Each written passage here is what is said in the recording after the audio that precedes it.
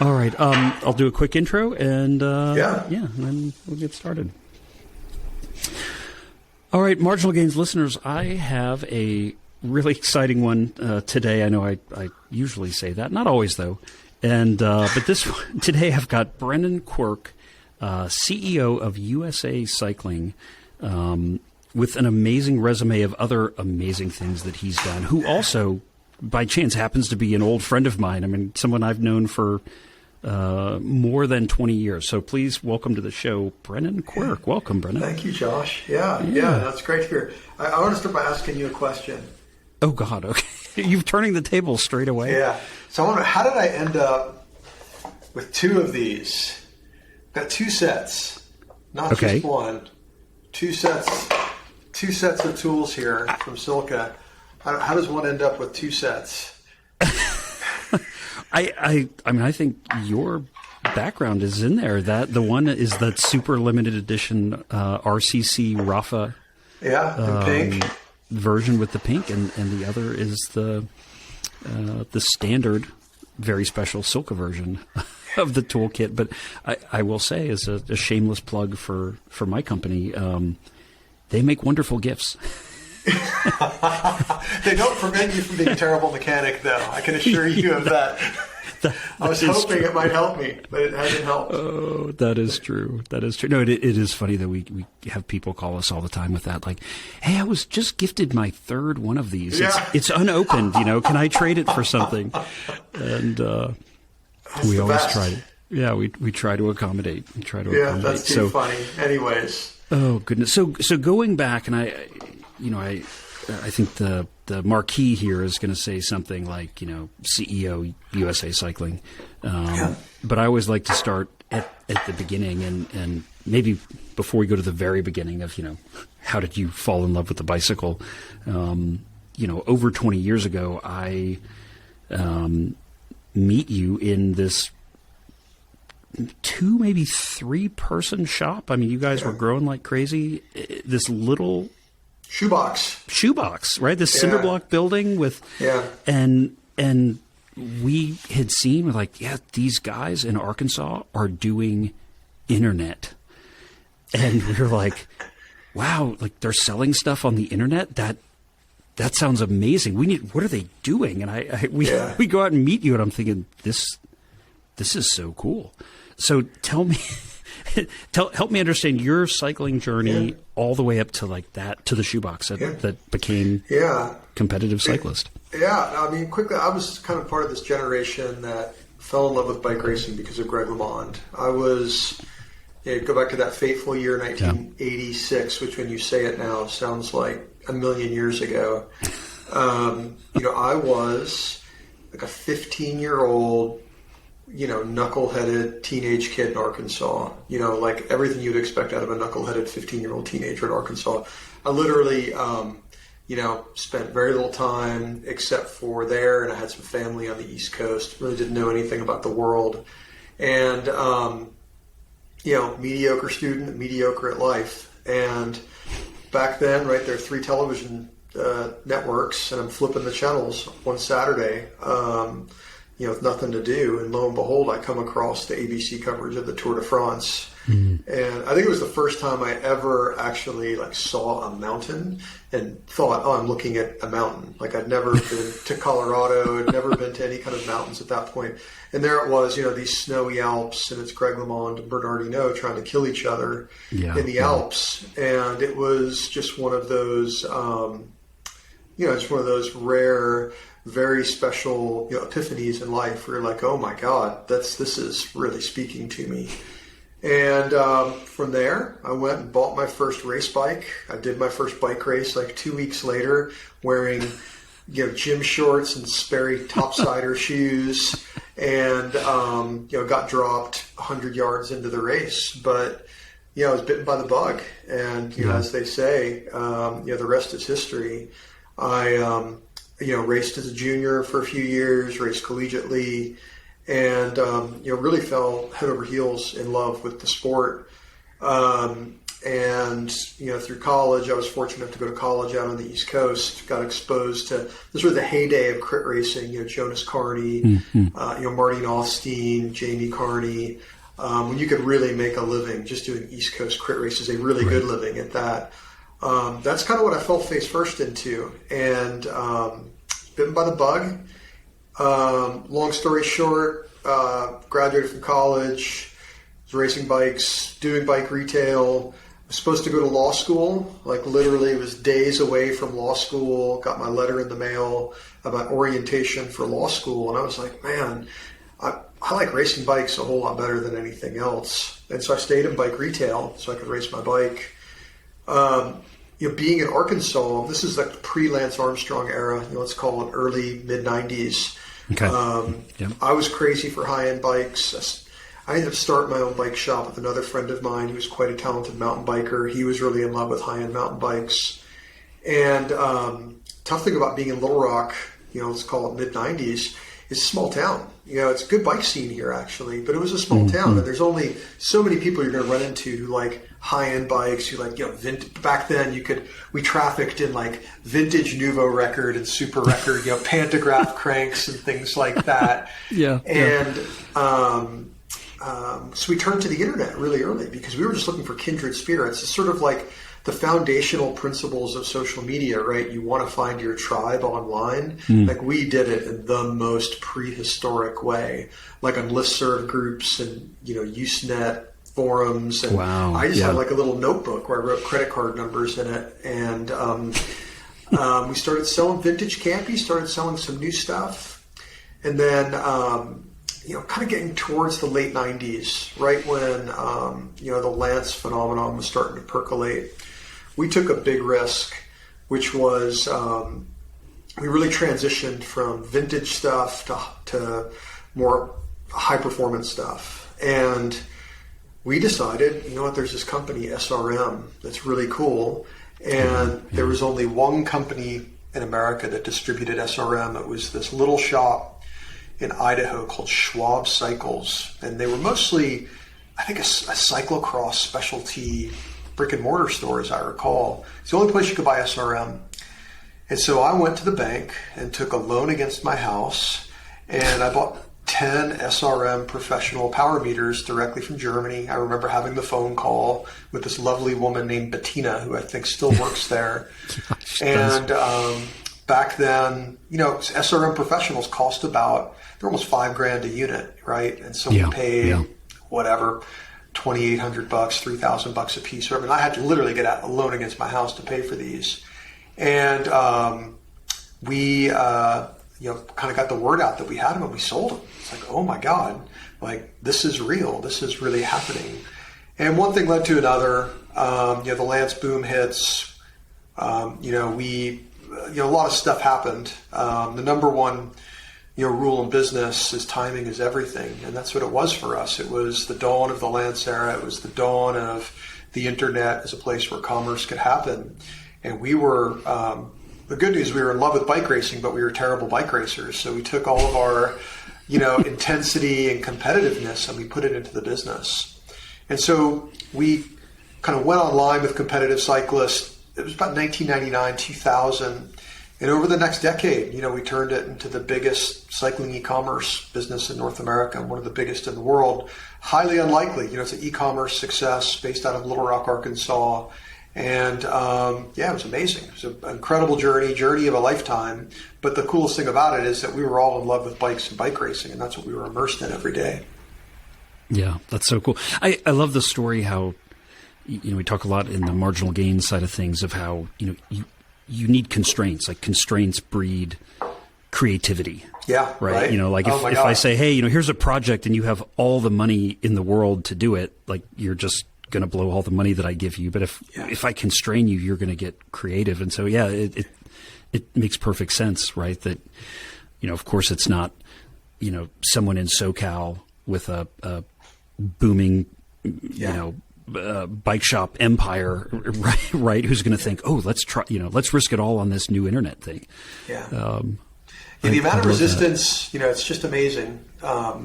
You look back over the span of 20 years ago, the whole bike industry just threw up on us. I mean, you're like, this is terrible for the bike industry. It's terrible for bike shops. You are evil for wanting to sell stuff on the internet. The environment that we tried to make this happen in was so resistant to what we were trying to do. It was, it was astonishing. And I think there was a time there, back thinking about when we first met each other, where I think Zip finally allowed us to sell stuff online, but you couldn't sell SRAM online. And it was just sort of like this arbitrary, sort of senseless dividing lines as to what was accessible and what was not. I think one of my fondest memories of that era was going to the low-speed wind tunnel in San Diego with you during the glorious Phonak days. And it was the year that I remember it was 2007 because it was the year that Floyd won the Tour for 10 minutes. And it was more like 10 hours. Okay. But I remember being in that wind tunnel. It was the first time I was ever in a wind tunnel with you. And, he was there, Botero was there, Parody was there, Robbie Hunter, I think, was there. Just to see the work that you did from a Zip perspective in that tunnel was so eye-opening for me in terms of what real high performance is all about. I remember that like it was yesterday. It was incredible. Oh, that's so fun. Well, your memory is better than mine. I'm like, okay, I remember Floyd. Who else were we with? Yeah, we were. Well, you spent a lot more time in the wind tunnel than me, so those memories are special. It does. It's funny. I was just in a couple weeks ago and was with Graham from Factor, who he's been at Cervelo and a bunch of companies, and counting. I'm like, I stopped counting it when I was at like 11 or 1,200 hours of tunnel, and that was that was years ago. Yeah. And so it's like maybe. I don't know, 1,400 hours. Like, oh my God, and I'd taken my son because he's into airplanes and race cars and stuff. And, he spent the day with us. And by the end of the day, I said, so what did you learn at the wind tunnel today? And he said, I learned that after the first hour, it's really boring. That's amazing. Like, yep. And old dad's got about 1,400 of those. Yeah. in him. But, that's incredible. Oh my God. That's so funny. Yeah, I mean, back to the competitive cyclist piece, the biggest challenge that we'd had at Zip in the early days was, like Andy O says, you spend the first half dozen years just trying to convince the market that the category was legit. Yeah. These are carbon wheels. Yeah. They're good. Yeah. If they were good, the pros would use them. And, it was just all these, and the challenge we'd had was at the bike shop level. I mean, that's why I think I was so fascinated with what you were doing so early. We were having customers call us every day saying, I tried to buy one of your disc wheels and my bike shop told me I wasn't fast enough. Or I tried, I wanted to buy a set of 404s and my bike shop said that, they only sold these Mavic Heliums that they had 12 pair of in stock. And so for us, it was like, okay, this internet thing might be the thing that helps us break this, kind of like market stranglehold that the local bike shop had where, I just talked to your bike shop 2 weeks ago and they told me to leave. Yeah. And now you're in there telling them you want to buy and they're telling you to leave. And they're like, okay, there's a product that exists. There's people that want to buy it. That's a market that's broken. And so it's been amazing to see the internet in a way fix that. And I think it was brutal for a lot of retailers, but I mean, from a consumer perspective, what a game changer. Yeah. It's interesting. You probably contemplate your time back at Zip and what's happened to great brands over the last 20 years. Zip was, my view is like this group of brainiacs, right? Brilliant engineering people. What's happened over time is that it's not good enough just to make great products anymore, but in the current environment, you have to be great engineers with real product innovation. You have to be incredible marketeers to be able to cut through and all of the content junk on the internet now. And then you also need to be really proficient as a retailer for your direct-to-consumer model. And so there's so much more work for a brand like Zip now compared to what it used to be. I don't think it's sorted itself out yet. It's just it's been this nonstop evolution, and I think especially with the COVID boom and bust in the bike industry, that evolution is only going to accelerate. There's just a lot more madness to come, I think. Yeah, no, we had a staff meeting actually this Monday talking about, hey, I don't know what the next 6 months look like. It's crazy out there, but the fact that we're having this conversation, means we're doing better than a lot of people. Yeah. And the minute any of us think we're the smartest guy in the room, that's when we need to get scared, right? Yes. It's, these are, but you're right. And now you see the influx of the no-name Chinese stuff and the Amazon and the, and the counterfeiting. And I mean, the complexity of all of it, right? And the expense around all of it is incredible. It really is. I agree.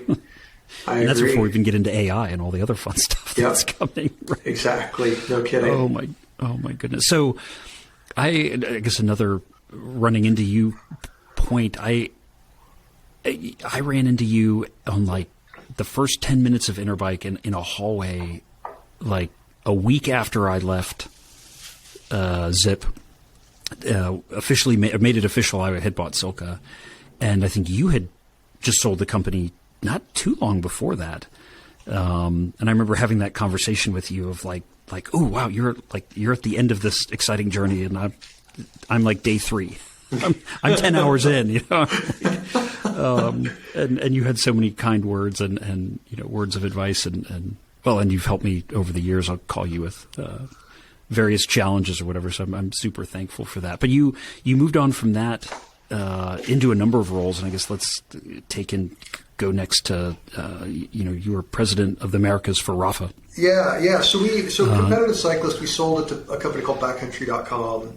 It's a much larger outdoor company, and I served on their executive team for almost 3 years after we sold the company. It was it was fun for a bit, and then kind of became a prison sentence. But got through that, and then learned a lot about technology at a much larger scale, e-commerce at a much larger scale. We were part of actually a larger public company, and so it was kind of like the business school I never went to. So that was valuable in certain ways. Yeah, then left that, and from there moved to Rafa. We sold Rafa Competitive for a long, long time. I was very friendly with their founder and longtime CEO, Simon Mottram, was a great friend of mine. And going back to, at this point, about 2015, they knew that they really had a tiger by the tail with that brand. It was growing like crazy. It was, a genuinely global brand. It was just amazing. Yeah. They also knew that the time was going to come when they were going to want to sell it, in the not too distant future. And their thought was, hey, if we want to sell this, one of the great strengths of the brand is the fact that we are so amazingly globalized. The problem is our U.S. business is just not strong enough. The U.S. market is the biggest unified market in the world by a country mile. We have to be doing better things in the U.S. So Simon got in touch with me and said, hey, would you be interested in helping us figure out our U.S. strategy and making it come to life and doing it really fast? And love the brand so much, and again, a great relationship with Simon. Decided to move forward with that. It turned out that the initiatives that were going to make the biggest impact to grow the U.S. business were, in fact, global initiatives. They were not U.S. specific. And so it instead of doing what I thought what I'd be doing, which is spending a lot of time flying all over the U.S. and trying to figure out how to grow this brand in America, I ended up spending a lot of time in London, where the headquarters is for Rafa, working on global initiatives, largely technology, digital transformation initiatives. And it was great. I was there for, again, about 3 years. We sold the company for a mint of money. And but the challenge was that just the amount of time away from home and the amount of travel back and forth to London was insane. And so shortly after that, I pulled the plug. I'm like, okay, I was here to help grow this region, to sell the company. We successfully did that. It's kind of like my work here is done. So, as you probably know, the company was purchased by an organization called RZC Investments. And the principals behind that are Tom and Stuart Walton. And I'm from Arkansas. They're from Arkansas. We'd actually never met before. We're both cycling crazy Arkansans, and crazy enough we had never crossed paths. That's surprising. Yeah, and so we, the first time I met Stuart Walton was actually in a boardroom in London. It was just about 2 Arkansans. I mean, go figure. And so when I made the decision to leave, they said, "Hey, look, we've got this thing we're trying to do in Bentonville, Arkansas around cycling. We're really trying to turn it into an amazing destination for mountain biking and for some other things. You're leaving Rafa, heard good things about you. Would you like to join this effort that we're getting underway in Bentonville? And I'm like, yeah, let's do it. Let's make it happen. I spent my whole life in the private sector, basically selling bike shorts. I spent, 20 years of my life selling bike shorts and chamois cream. I was ready for something different.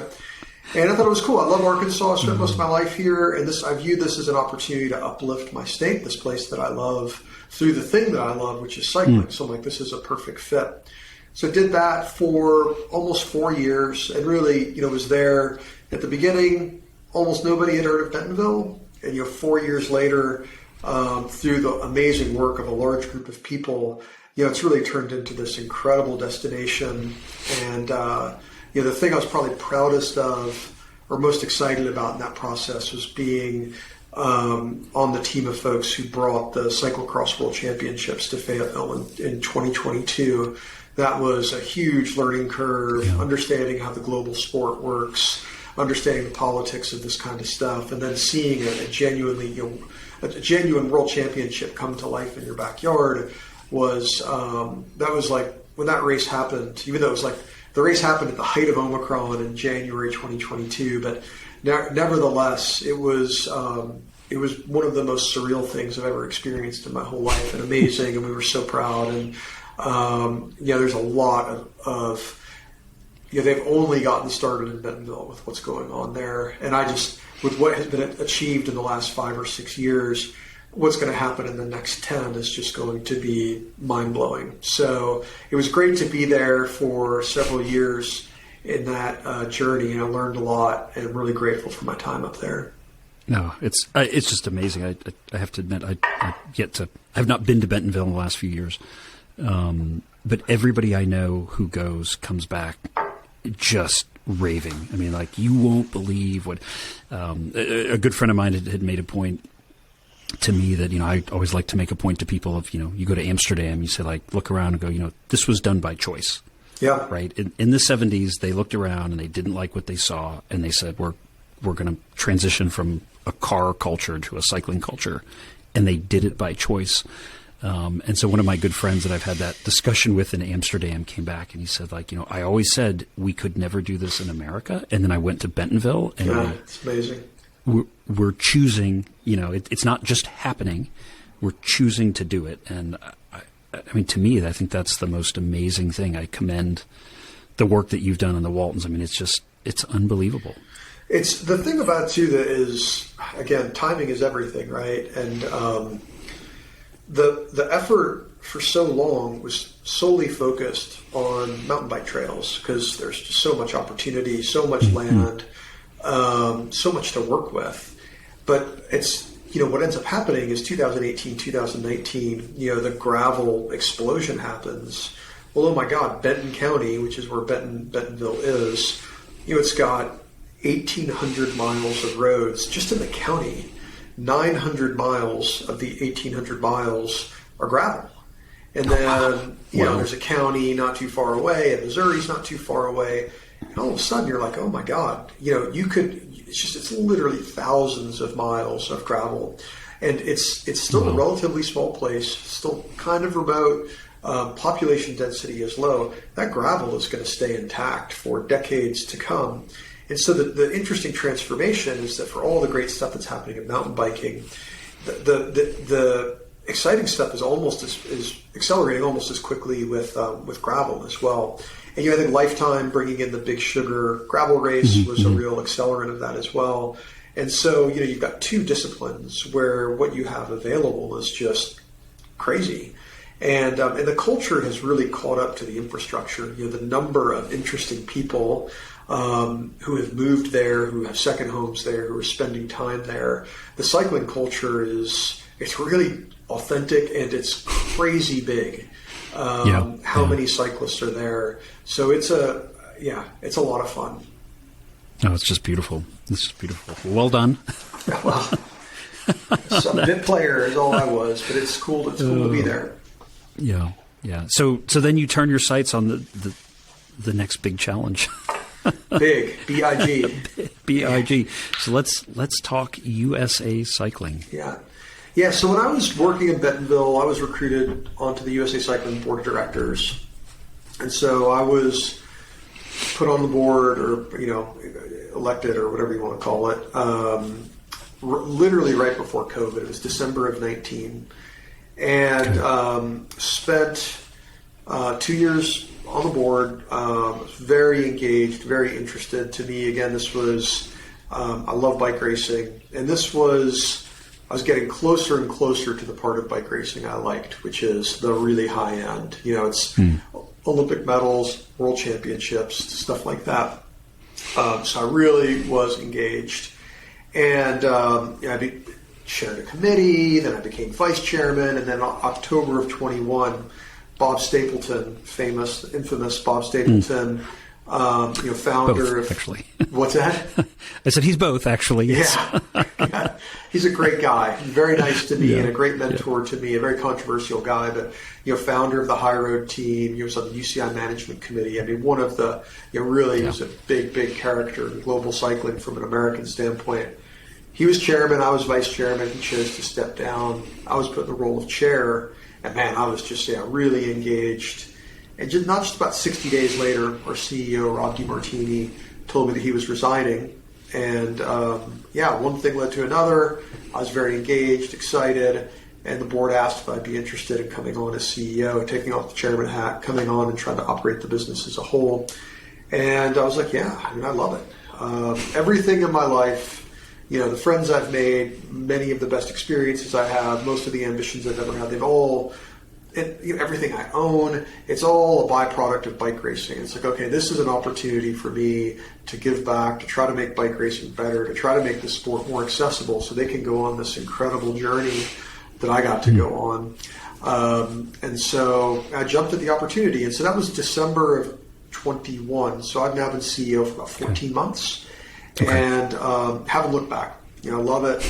We have a lot of work in front of us, but I feel like it's really worthy work, and we've made some real progress.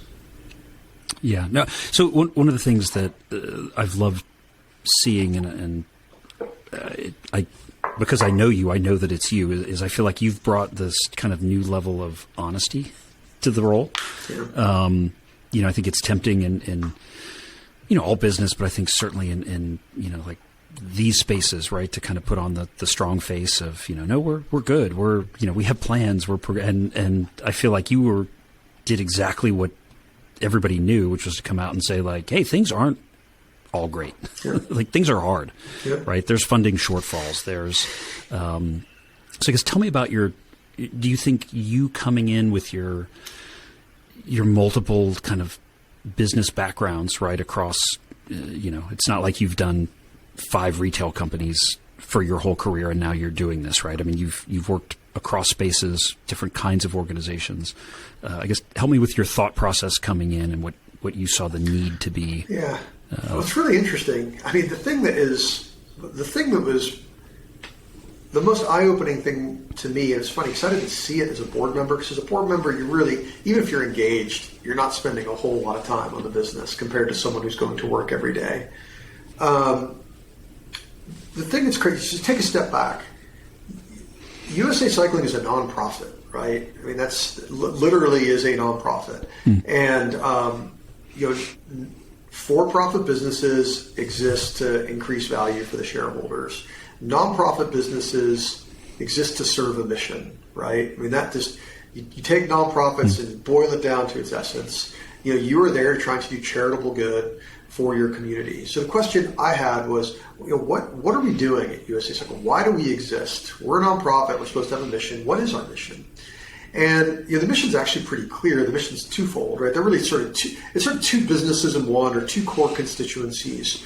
One is grassroots, right? So we're trying to grow the sport of grassroots cycling in the United States to the greatest level possible, make the sport accessible, create opportunity for people to start racing and keep racing. So that's part A, and then part B is sustained international success by the U.S. national team. Right, it's rainbow jerseys and Olympic medals. And those are the kind of it's the two-part mission that we serve. So what it really boils down to is bike racing. That's why we exist. It's bike racing.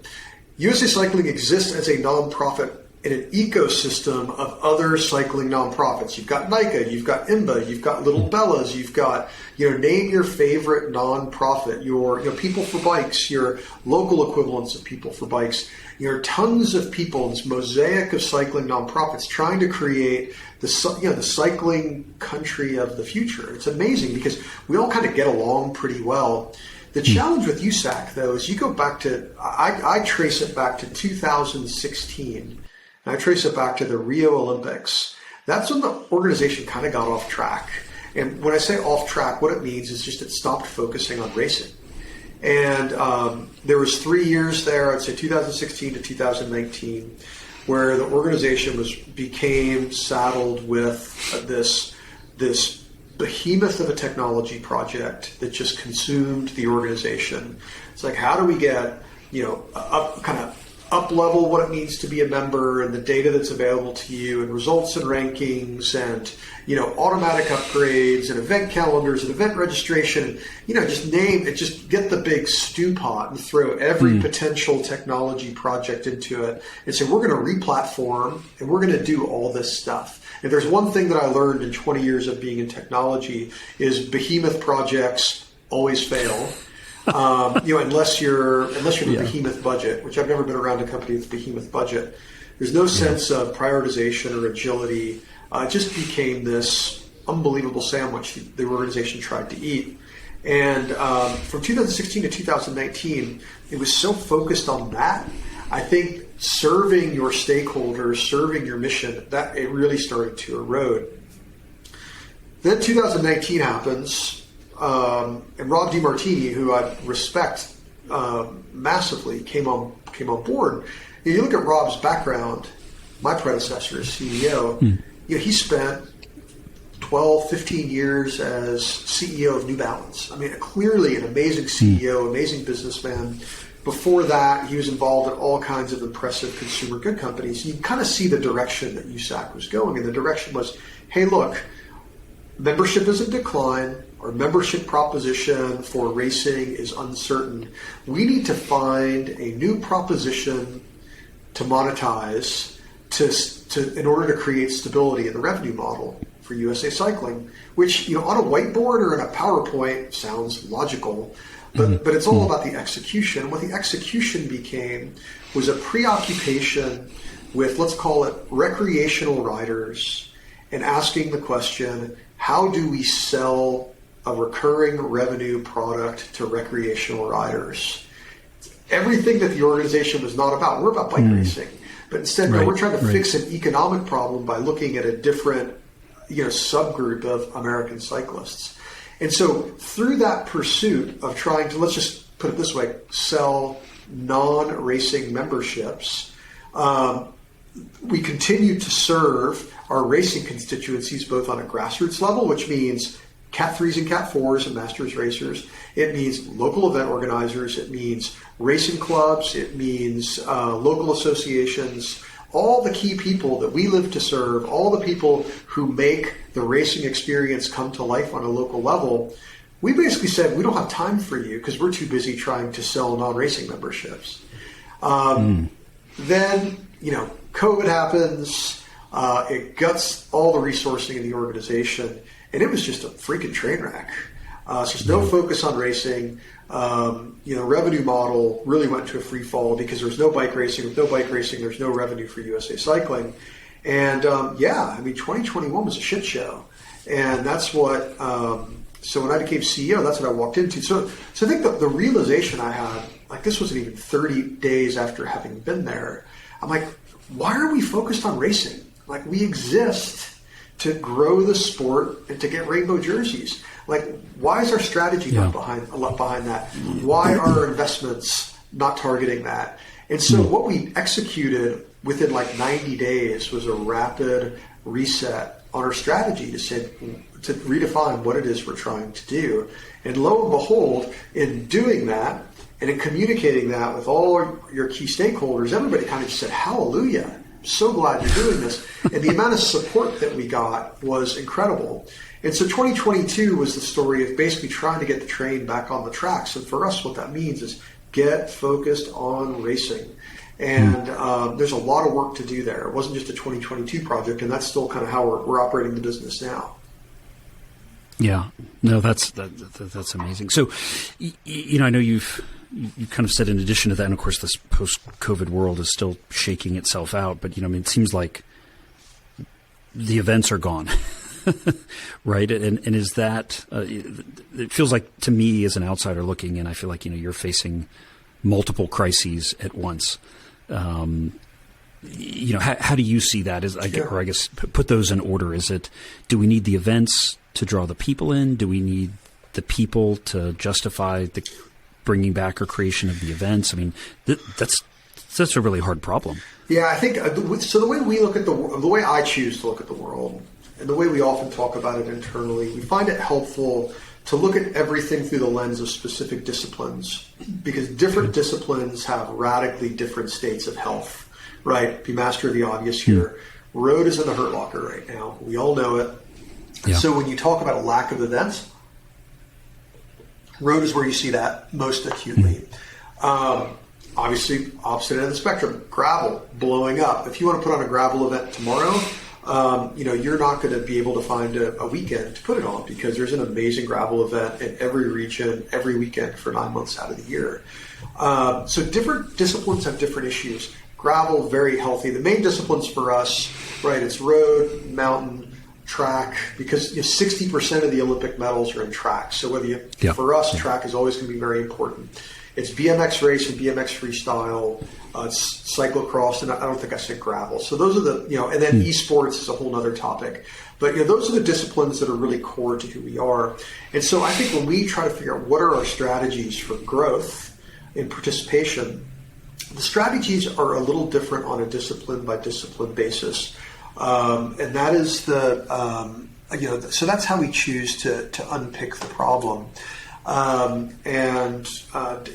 Different disciplines have different levels of severity. Mountain biking, for example, I think mountain biking is at an absolute peak right now, but the peak is just going to get higher. We're having a renaissance in mountain biking in America.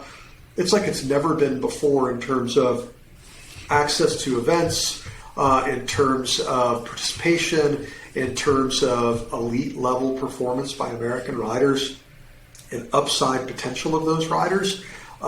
It's like we're looking forward to this amazing decade of what mountain biking is going to bring. So it kind of offsets then I think what's going on with road, where you're right, it's a total lack of events. You've got let's call it a dozen real bucket list, let's call 15 bucket list road events in the U.S. You've got like the 10 criteriums in the American Criterium Cup. In fact, I was at the Mass Ave Crit there in Indy last summer, and it's just you go to Tulsa Tough, you go to the Mass Ave Crit in Indy, you go to Athens, it still feels like the Lance era. I mean, these people are the Friday night Crit at Tulsa Tough. It's like the Champs-Élysées. There are so many people there.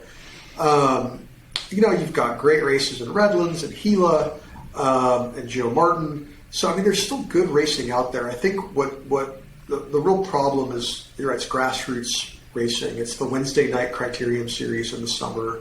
It's things like that where we're really hurting. And when you talk about this chicken and the egg, I think you're actually hitting on the most critical point for us, which is historically USA Cycling looked at membership as a widget. How do we infuse value into that widget? Do you get some kind of supplemental insurance product? Do you get a free subscription to Velo News? Do you get a 15% off coupon at SILCA or Scratch Labs? It's sort of like it was a vehicle for benefits. That's pretty freaking boring, man. If I'm not racing my bike, I'm not going to buy that. But man, if there is a bucket list Grand Fondo or road race or gravel event or mountain bike event a half hour from my house that I'm going to spend 4 months training for, and one thing I have to do in order to be able to enter the event is to be a USAC member, well, then I'm going to be a member because I'm going to devote everything in my life for 4 months to get ready for this event. So where we are now is we're in a place where we're no longer looking at the membership as a widget that we're trying to kind of attribute value to. And instead, the big project for us is how do we do our best work in supporting event organizers to make it so there are more memorable, safe events all across America that will attract ridership. As that ridership grows, there will be more events. That's when that flywheel starts, and that's when our membership problems start to get solved. So for us, I don't think it's chicken and egg. For me, I think it's all about the events. And the number one thing for us as an organization is how do we provide maximum value for event organizers? It makes total sense. I think like you, growing up racing juniors and coming through that, now having kids of my own and trying to get them interested in the track or some aspect of cycling.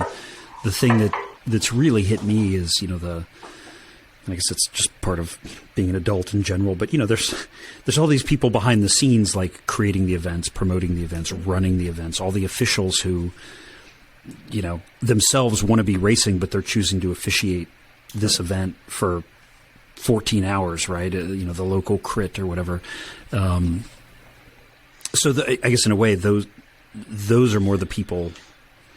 You're pivoting more towards support of that, is what I'm hearing. Totally, it's right. Yeah. Stakeholders. That's such a cliche to say stakeholders. I don't even find a different word for it. I'll say a different word, but it's exactly those groups. It's the people who manage the clubs. What do clubs want? Clubs want to grow.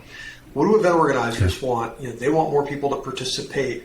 It's people running local associations. It's the officials. It's coaches is another. We're making a big investment in coaching education to try to.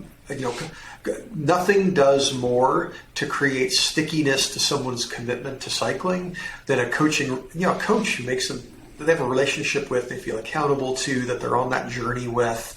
So coaches are another form of that stakeholder kind of set. So it's how we support all of these groups. I think if we're doing right by all of them, just my faith is the problems are going to start to fix themselves. And I also know what's not going, if we don't do that, and instead spend our time trying to get more discount codes that come with your membership, and that's the extent of our work, we're going to fail. Yeah. The other thing is this, and this is kind of I think a pretty brutal diagnosis, but I think it's true. There are only three things that have ever grown membership at USA Cycling. And it's Greg LeMond, Lance Armstrong, and Kate Courtney. Its heroes create excitement to race. And so that's why, as we're focused on grassroots, we're also focused on the national team, because I guarantee you, this new crop of World Tour men, for example, who are coming up in the ranks, they are going to inspire a whole new generation of road racers.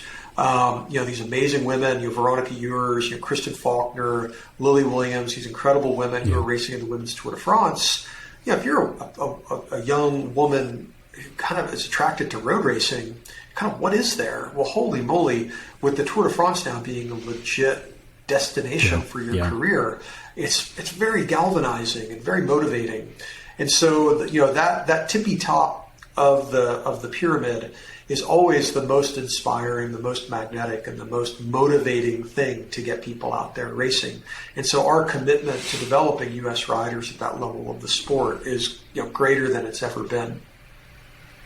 I think it's brilliant. Yeah, I mean, in a sense, you need to create heroes. 100%. I'm with you. I came in, or I found the sport through Greg LeMond. We're old, Josh. Exactly. We're old. Yeah, we are.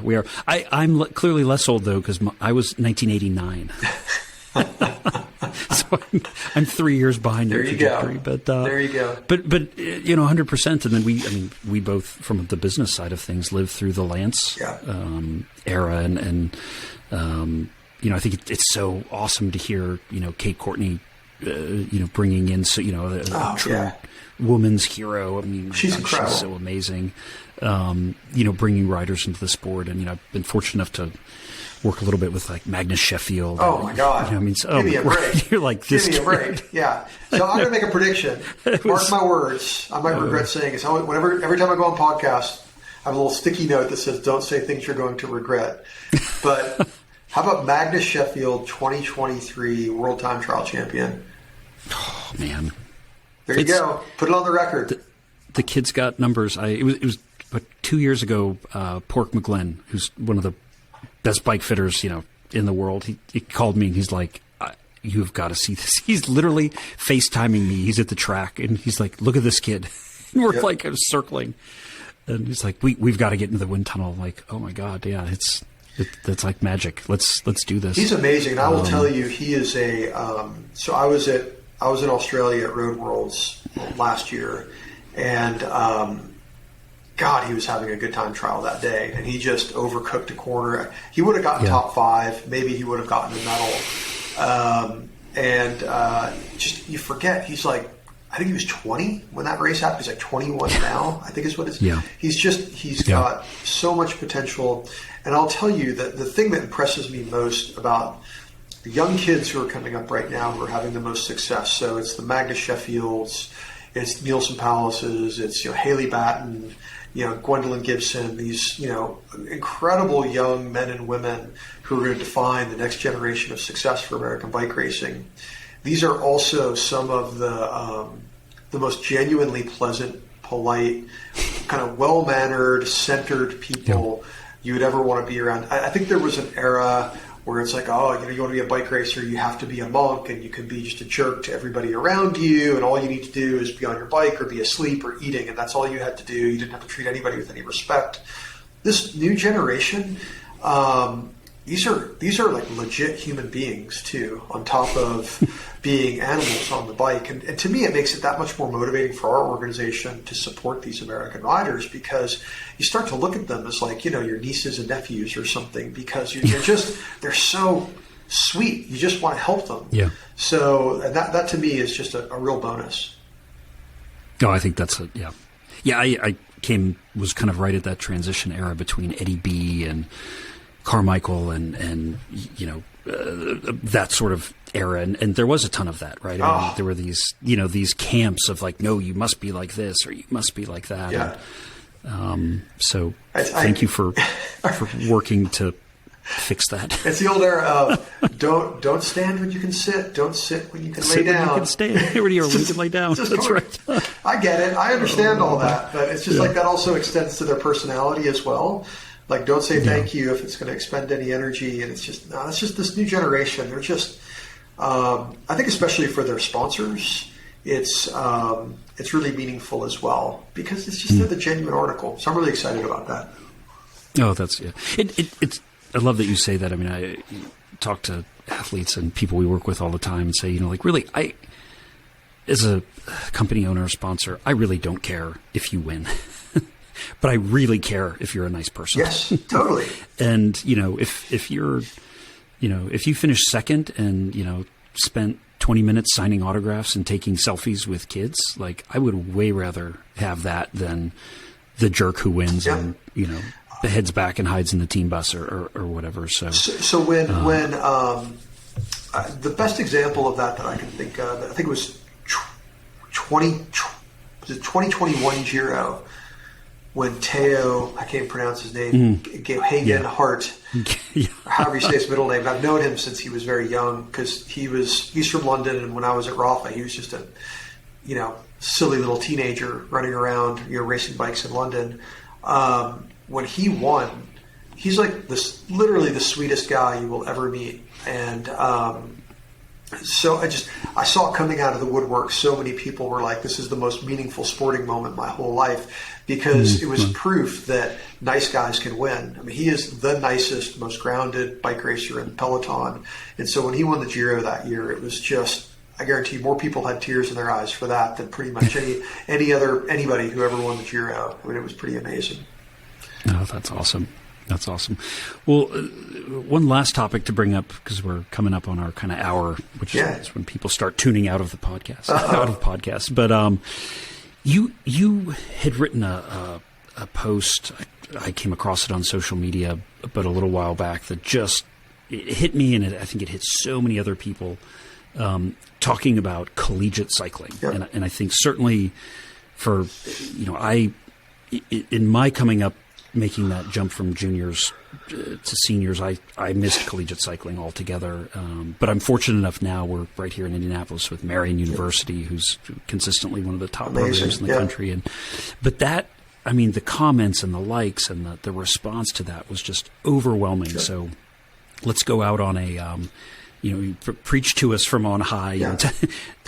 Give me the collegiate cycling spiel, because I found it really just amazing to read that, and I found myself thinking like, yes, this is what we need. Yeah, well, I appreciate you saying that. The 10,000 kids per year graduate from NICA programs. They graduate from high school, and the number of those kids who then go on to participate in any level in bike racing after that is, a fraction of a percentage point.